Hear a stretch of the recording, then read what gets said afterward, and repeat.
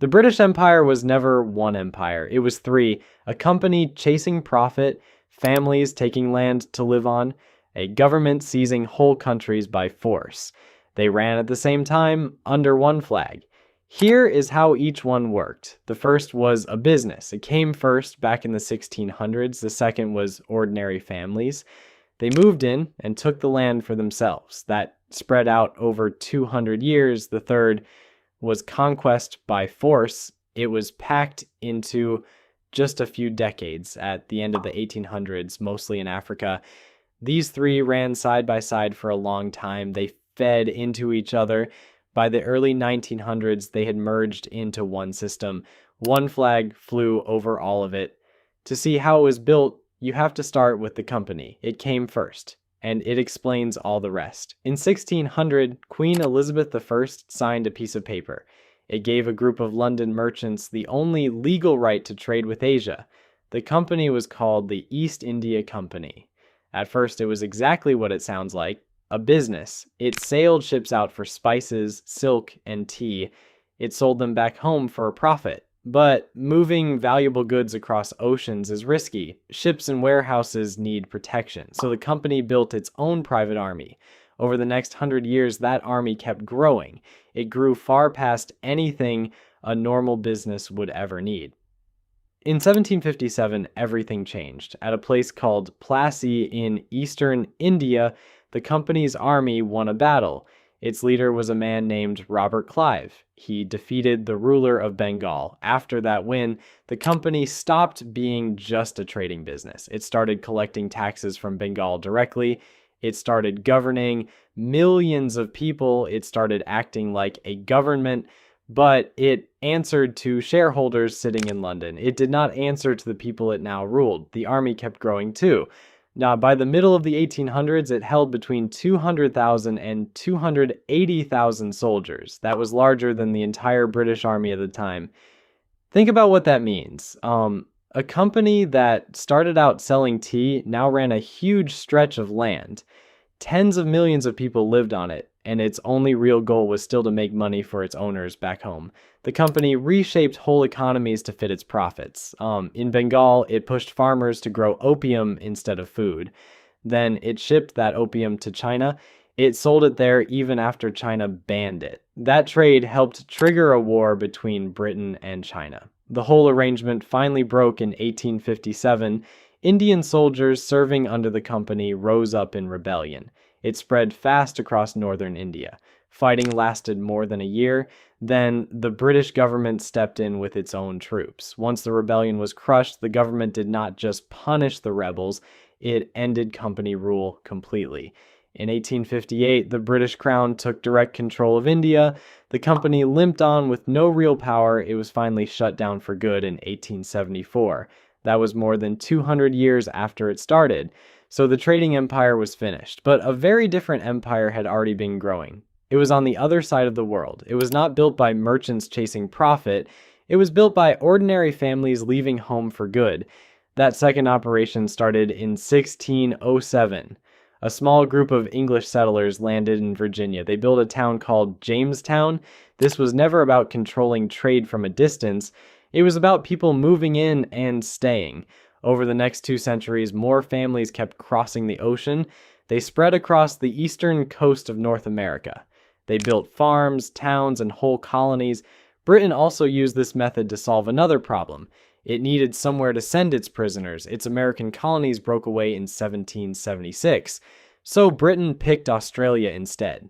Starting in 1788, ships began carrying convicts across the world. The first fleet held around 780 convicts. Add the guards and officials, and it was over 1,000 people in total. These were not small trading posts. They were whole growing communities of British people, farmers, tradesmen, and former prisoners. They built permanent lives in Canada, Australia, New Zealand, and parts of southern Africa. And because they wanted permanent homes, they needed the land itself, not just the right to trade across it. That meant pushing out the people who already lived there. In North America, Australia, and New Zealand, the same thing happened. Settlers seized land. New diseases spread that local people had never faced before. Violent conflict followed. The death tolls are still debated by historians today. They differ hugely depending on the region and the decade, but in every one of these places, the losses to native populations were severe and lasting. Over time, these settler colonies grew large. They were British enough in population to ask for something. They wanted the same political rights people had back home. Canada got self-government in 1867. Australia followed in 1901. New Zealand followed in 1907. In each case, Britain was not fighting to hold on. It was letting go of people it saw as close to itself, close in background, close in loyalty. It never did that with India or Kenya. This was a completely different kind of empire. Like, the company ruled distant people from an office in London. The settlers did not rule from a distance at all. They moved in and replaced the people who were already there. But not every piece of land worked this way. In some places already had large populations. Those people had no interest in leaving. There was no open land for families to settle, and no company could simply buy its way in. For places like that, Britain turned to a third method, force. That third operation peaked in the 1880s. European countries started racing each other. Each wanted to claim as much of Africa as it could. They wanted it before their rivals got there first. This race moved so fast that historians call it the Scramble for Africa. In 1884 and 1885, European powers met in the city of Berlin. Britain, France, and Germany were all there. They divided up the entire African continent between themselves. They drew borders on a map in a conference room. Not a single African leader was present, not one. Britain then moved to take direct control of specific places. It used military force or heavy political pressure that included Egypt, Nigeria, Kenya, and South Africa. This was different from both the company and the settlers. It was not businessmen chasing profit. It was not families searching for a home. This was the government sending soldiers to seize land. Then it ruled that land directly through appointed officials. One example shows how far this went. The Second Boer War was fought in South Africa between 1899 and 1902. It was against Dutch-speaking settlers called Boers. They had built their own republics there. During that war, the British Army rounded up Boer civilians, mostly women and children. They were held in camps meant to cut off support for Boer fighters. Conditions inside were terrible. Between 20,000 and 28,000 of them died. Most died from disease and hunger. Alongside them, Britain also held black African people in separate camps. An estimated 14,000 to 20,000 died there. Those deaths were recorded far less carefully at the time. The true number is still not fully known today. Resistance to conquest was common. It was not always quickly crushed. In what is now Sudan, British forces fought for years. They finally won at the Battle of Omdurman in 1898. They used machine guns against soldiers armed mostly with spears and older rifles. The result was completely lopsided. Around 10,000 Sudanese fighters were killed. Fewer than 50 British and Allied soldiers died. By 1914, Britain directly controlled around 30 separate territories in Africa alone. This was empire built on nothing but force. No trade route to protect. No family looking for a home. Only land taken and held by soldiers. By the early 1900s, all three operations had merged. The leftover lands of the old company, the growing settler colonies, the newly conquered lands in Africa, all of it flew the same flag. And that combined system was about to be tested. Two wars were coming, large enough to break almost anything. The first test was the First World War. The fighting ran from 1914 to 1918. It drained Britain of money and soldiers, but strangely, the empire came out of the war larger than ever. In 1922, a group called the League of Nations gave Britain new lands to run. They used to belong to the defeated Ottoman Empire in Germany. That included Iraq and Palestine. On paper, this was the biggest the empire would ever get. It stretched across roughly a quarter of the world's land. It held somewhere between 412 and 458 million people. Historians still argue over that figure. It depends on how you count. But something had changed underneath. Over 1.3 million soldiers from India had fought and died for Britain. So had soldiers from Africa and the Caribbean. Once the fighting ended, one question would not go away. If people from India, Kenya, and Nigeria die for the empire, why don't they have the same rights as people in Britain? That question did not fade. It grew louder over the following years. It fed independence movements across India, Africa, and the Middle East. In India, a lawyer named Mohandas Gandhi returned from South Africa in 1915. He began building a movement based on peaceful, organized resistance. Over the next decades, it would grow into the force that ended British rule there. So the empire's largest moment on the map came in 1922. That same moment, its foundation started to crack. Now for the part most people get wrong. The easy explanation is simple. People in the colonies wanted freedom, and eventually they got it. That is true. But it leaves out the interesting part. People had wanted freedom for decades before they got it. So the desire for independence was not what changed. What changed was Britain's ability to pay for control at all. The numbers tell the story. The Second World War left Britain owing around £3.5 billion by 1945. On top of that, Britain went to the United States in 1946. It took out a loan of $3.75 billion just to keep its economy running. It did not finish paying that loan off until 2006. The United States was now the world's strongest economy, and it did not support the idea of colonial empires. It made that clear while helping rebuild Europe after the war.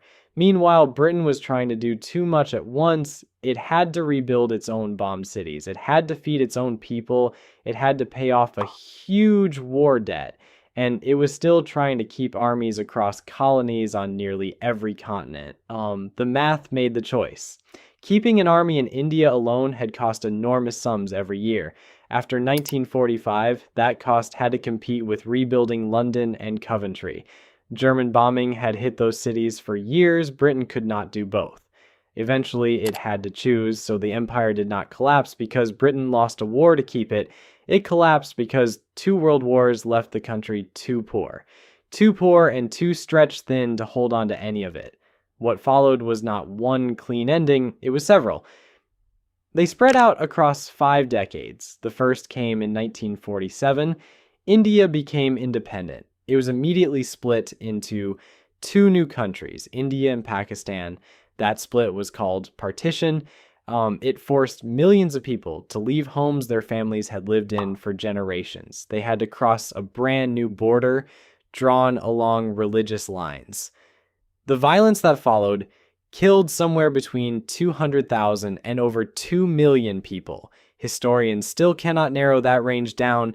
A second wave of endings came across Africa.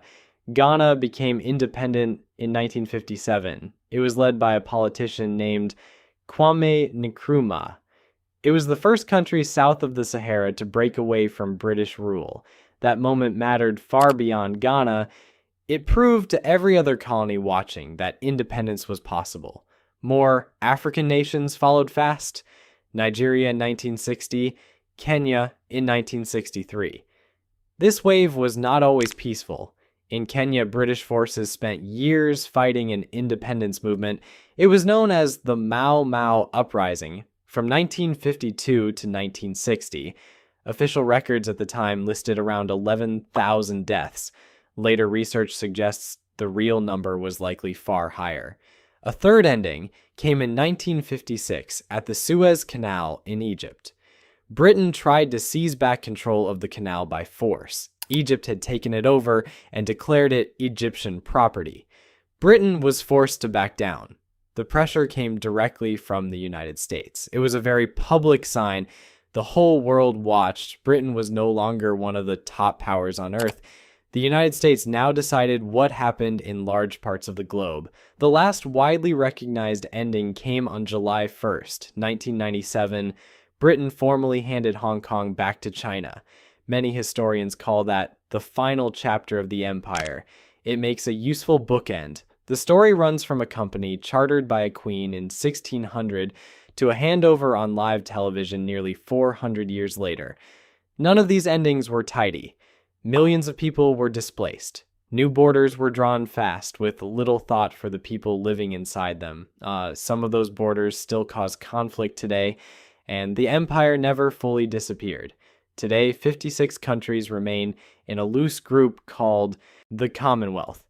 It is a leftover thread.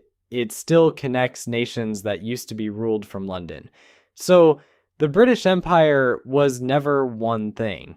That is exactly why it is so hard to sum up in a sentence. It was a company that ruled for profit.